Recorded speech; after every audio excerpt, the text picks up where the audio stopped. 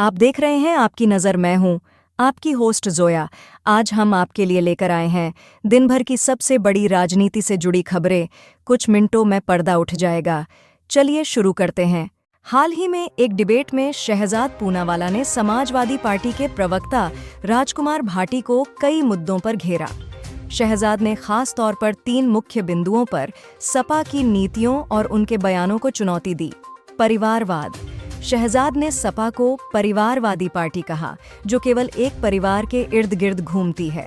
उन्होंने तंज कसा कि कैसे सपा अपनी राजनीति में परिवार को केंद्र में रखती है और इसने पार्टी की लोकतांत्रिक मूल्यों से दूरी बना ली है। इस पर भाटी ने सफाई देने की कोशिश की, लेकिन शहजाद ने उन्हें बोलने का मौका नहीं दिया और उनकी आलोचना जारी रखी। विकास और प्रशासन।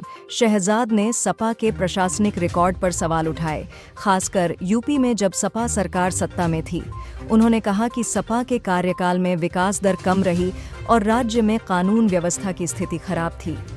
इस पर भाटी ने सपा सरकार की योजनाओं की तारीफ की, लेकिन शहजाद ने तीखे तर्कों से उनके हर जवाब को खारिज कर दिया। हिंदू मुस्लिम राजनीति। शहजाद ने आरोप लगाया कि सपा बार बार हिंदू मुस्लिम ध्रुवीकरण की राजनीति करती है। उन्होंने कहा कि सपा के नेता मुस्लिम वोट बैंक को रिझाने के लिए सांप्रदायिक मुद्दों को उठाते रहते हैं। भाटी ने इसका खंडन किया, लेकिन शहजाद ने उदाहरण देकर दिखाया कि कैसे सपा ने इस प्रकार की राजनीति की। सूरत के सैयदपुरा इलाके में 8 सितंबर को गणेश पंडाल पर पत्थरबाजी की घटना हुई, जिससे सांप्रदायिक तनाव बढ़ गया। इस घटना के बाद पुलिस ने तुरंत कार्रवाई की और उपद्रवियों को गिरफ्तार कर लिया। भीड़ ने सख्त कार्रवाई की मांग की, जिसके बाद बुलडोजर चलाकर उस क्षेत्र की अवैध अतिक्रमण को हटाया गया। पुलिस ने अब तक 27 लोगों को गिरफ्तार किया है, जिनमें 6 नाबालिग भी शामिल हैं।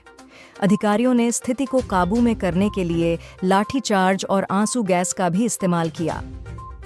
अपर्णा यादव, जो मुलायम सिंह यादव की छोटी बहू हैं, ने हाल ही में उत्तर प्रदेश के मुख्यमंत्री योगी आदित्यनाथ से मुलाकात की है।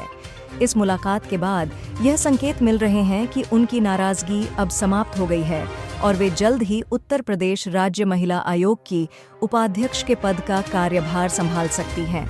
इससे पहले अपर्णा यादव बीजेपी से नाराज चल रही थीं, लेकिन अब उनकी स्थिति स्पष्ट हो रही है। उन्हें आगे महत्वपूर्ण जिम्मेदारियां भी दी जा सकती हैं। हालांकि अभी तक उन्होंने औपचारिक रूप से पदभार ग्रहण नहीं किया है, लेकिन राजनीतिक विश्लेषकों का मानना है कि इस नियुक्ति से बीजेपी को राज्य में राजनीतिक समीकरण साधने में मदद मिल सकती है। नागपुर में ऑडी कार हादसे को लेकर शिवसेना यूबीटी सांसद संजय राउत ने महाराष्ट्र के गृह मंत्री देवेंद्र फडणवीस पर निशाना साधा है।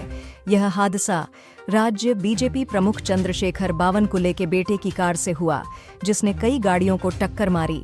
राउत ने आरोप लगाया कि इस मामले में सबूतों के साथ छेड़छाड़ की गई है और जब तक फडणवीस गृह मंत्री हैं, निष्पक्ष जांच संभव नहीं है। इस घटना के बाद संजय राउत ने फडणवीस की गृह मंत्री के रूप में योग्यता पर सवाल उठाते हुए कहा कि वे इस पद के योग्य नहीं हैं। हाईमेंट। उत्तर प्रदेश के 35 से ज्यादा गांवों में भेड़िया का आतंक इस कदर फैला हुआ कि यहाँ लोग न सुबह सुकून से जी पाते हैं, न ही रात को चैन की नींद सो पाते हैं। परिजनों को रात रात बाहर जागकर अपने बच्चों की रक्षा करनी पड़ती और एक दूसरे के लिए परिवार वालों को कड़ा पहरा देना पड़ता है। मगर वन विभाग की टीम ने 4 भेड़ियों के बाद अब 5वें को भी धर दबोचा है। सुल्तानपुर के मंगेश यादव एनकाउंटर में शासन के साथ प्रशासन भी बुरी तरह घिर गए हैं। एनकाउंटर के घटनाक्रमों को जोड़ते हुए पुलिस पर कई सवाल खड़े हो रहे हैं और इस मुद्दे पर राजनीति भी नहीं थम रही है। ऐसे में ये जानना बेहद जरूरी है कि आखिर उस दिन आरोपी और एसटीएफ के बीच में ऐसा क्या हुआ कि ये एनकाउंटर सवालों के घेरे में आ गया।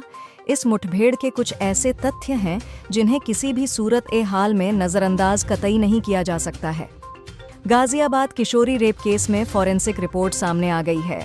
फॉरेंसिक रिपोर्ट में दुष्कर्म और मारपीट की पुष्टि नहीं हुई है। बताया जा रहा है कि रिपोर्ट में लड़की की बॉडी पर किसी भी तरह के चोट के निशान नहीं मिले। बता दें, सांप्रदायिकता तनाव फैलाने के लिए इस गैंगरेप की अफवाह फैलाई गई थी।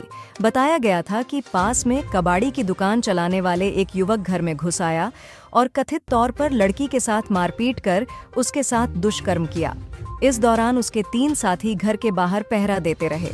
घटना के बाद स्थानीय लोगों और संगठनों ने 2 दिन तक विरोध प्रदर्शन किया। घटना के अगले दिन आरोपी फैजान की गिरफ्तारी हुई थी। प्रदर्शनकारियों ने आरोपी फैजान की दुकान में तोड़फोड़ की और उसके ई-रिक्शा को आग के हवाले कर दिया। कांग्रेस नेता पवन खेड़ा ने सीबी, भारतीय प्रतिभूति और विनिमय बोर्ड की प्रमुख माधवीपुरी बुच के खिलाफ गंभीर आरोप लगाए हैं।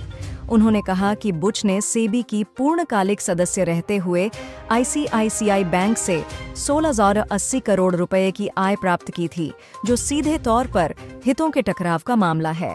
खेड़ा ने कहा कि बुच ने सीबी के सेक्शन 54 का उल्लंघन किया है और इस पर उन्होंने उनकी तुरंत इस्तीफा देने की मांग की है। इसके अलावा कांग्रेस ने आरोप लगाया कि बुच ने अपनी निवेश योजनाओं को अपने पति के नाम पर ट्रांसफर कर दिया, जो कि पारदर्शिता के खिलाफ है।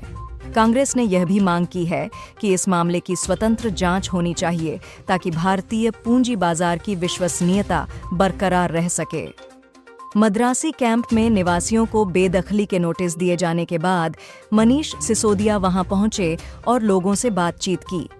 यह notice public works department (PWD) ने बारापुल्ला फ्लाईओवर निर्माण के लिए जारी किए थे। सिसोदिया ने बीजेपी और एलजी पर निशाना साधते हुए कहा कि दिल्ली के झुग्गी झोपड़ी में रहने वाले हजारों लोग दिल्ली का अभिन्न हिस्सा हैं और एएपी उनकी सुरक्षा के लिए अदालत से लेकर सड़कों तक लड़ाई लड़ेगी। दिल्ली से सटे गुरुग्राम की 2 विधानसभा सीटों पर मुकाबले की तस्वीर साफ हो गई है। गुरुग्राम सीट पर बीजेपी मुकेश शर्मा और कांग्रेस ने मोहित ग्रोवर को उतारा है, लेकिन जिले की बादशाहपुर सीट सबसे ज्यादा चर्चा में है, या कहे राज्य की हॉट सीट बन गई है। इस सीट से बीजेपी की तरफ से पूर्व मंत्री राव नरबीर सिंह के लड़ेचने से इस सीट की चर्चा अधिक हो रही है। 3 बार हरियाणा के मंत्री रह चुके दिग्गज राव नरबीर से सामने कांग्रेस ने युवा वर्धन यादव पर दांव खेला है। 3 दिन के अमेरिका दौरे पर विपक्ष के नेता और कांग्रेस सांसद राहुल गांधी हैं। अमेरिका में इस बार सांसद राहुल गांधी के नए बयान पर बीजेपी भड़क गई।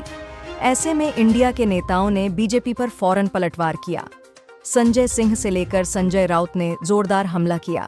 वहीं पीएम मोदी कांग्रेस राहुल गांधी ने अपने अमेरिका दौरे में बीजेपी पर निशाना साधते हुए कहा कि भाजपा ने जम्मू कश्मीर से राज्य का दर्जा छीन लिया है। उन्होंने जनता से वादा किया कि अगर उनकी पार्टी सत्ता में आती है तो वे जम्मू कश्मीर का राज्य का दर्जा फिर से बहाल करेंगे। राहुल गांधी ने यह भी कहा कि केंद्र सरकार द्वारा उठाए गए इस कदम ने वहां के लोगों की भावनाओं को आहत किया है। इस बयान पर बीजेपी ने उन्हें देश के खिलाफ बोलने का आरोप लगाया है।